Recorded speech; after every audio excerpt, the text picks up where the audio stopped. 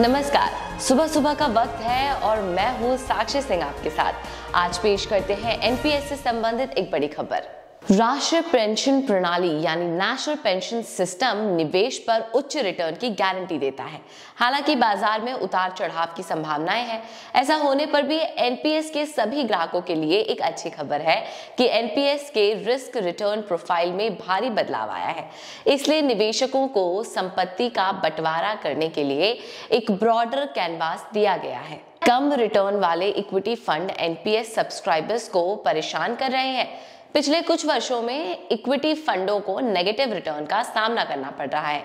जैसे mutual fund निवेश बाजार के जोखिमों के अधीन है, एनपीएस निवेश भी ऐसा ही कुछ अनुभव कर रहा है। नतीजतन नेशनल पेंशन सिस्टम के सदस्य भी चिंतित हो गए हैं। हालांकि एनपीएस सब्सक्राइबर्स के लिए चिंता करने और घबराने की कोई बात नहीं है। इक्विटी स्कीमों का क्रैश और अंडर परफॉर्मेंस सिर्फ स्टॉक मार्केट के हालिया लार्ज कैप बायस के कारण हो रहा है।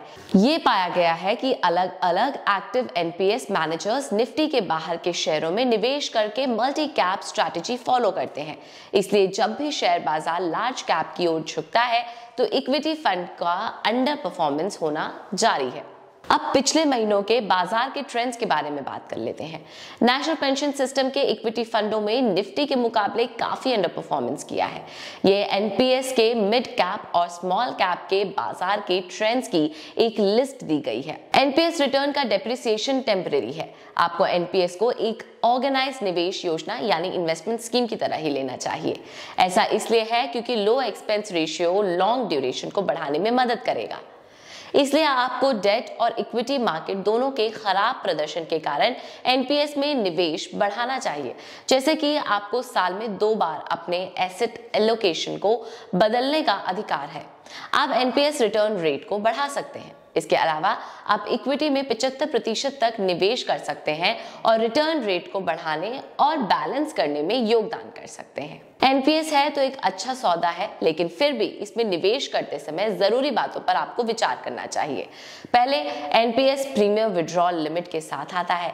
इसमें आप 60 वर्ष से पहले कुछ निकाल नहीं सकते हैं। दूसरा पॉइंट आता है कि सभी सरकारी कर्मचारियों को पहले की पेंशन योजनाओं की तुलना में ये कम लाभ दिया जाता है। तीसरा पॉइंट आता है एनपीएस से जुड़े कुछ खाते खोलने में रिस्ट्रिक्शंस हैं। चौथे पॉइंट में एनपीएस कॉर्पस में विड्रॉल के समय जरूरी टैक्स लगता है। पांचवें पॉइंट में बातें आती हैं कि एनपीएस में निवेश करने वाले सब्सक्राइबर्स को कुछ इन्वेस्टमेंट रिस्ट्रिक्शंस का सामना करना पड़ेगा। अंत में भले ही एनपीएस एक सरकारी योजना है, लेकिन ये कोई गारंटी रिटर्न वैल्यू नहीं देता है। अभी तक तो हमने रिस्क फैक्टर्स की बात की थी। अब एनपीएस से जुड़े कुछ प्रमुख लाभों की बात कर लेते हैं, यानी की फीचर्स की बात कर लेते हैं। अब पहला पॉइंट है कि आप मिले हुए प्रान यानी PRAN के माध्यम से अपने एनपीएस खाते को मेंटेन रख सकते हैं।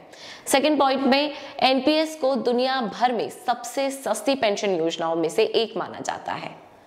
तीसरे पॉइंट में विड्रॉल प्रतिबंध यानी रिस्ट्रिक्शंस होने के बावजूद आपके टियर सेकंड एनपीएस खाते को रिस्ट्रिक्शन से छूट दी गई है। चौथे पॉइंट में आपके पास कई एनपीएस खाते खोलने का विकल्प है, यानी ऑप्शंस है, जिससे इन्वेस्टमेंट के कई रास्ते खुलते हैं। अंत में एनपीएस के साथ आपके पास हमेशा अपना फंड मैनेजर बदलने का विशेष अधिकार होता है। टर्न ड्रॉप के बारे में चिंता करना बंद करें और आज ही निवेश करना शुरू करें। बाजार में उतार चढ़ाव आएगा और जाएगा, इसलिए आपको रिटर्न में डेप्रिसिएशन के बारे में परेशान होने की जरूरत नहीं है। एनपीएस के फायदों को ध्यान में रखें और टेंशन फ्री भविष्य के लिए आज से ही निवेश करना शुरू कर दें। आज की न्यूज में इतना ही। विदा लेते हैं आपसे और लेटेस्ट अपडेट्स के लिए सब्सक्राइब कीजिए हमारा चैनल और लाइक और शेयर कीजिए इस वीडियो को और मेंशन कीजिए अपने डाउट्स या कॉल कीजिए जीएसटी सुविधा केंद्र के टोल फ्री नंबर पर। नमस्कार।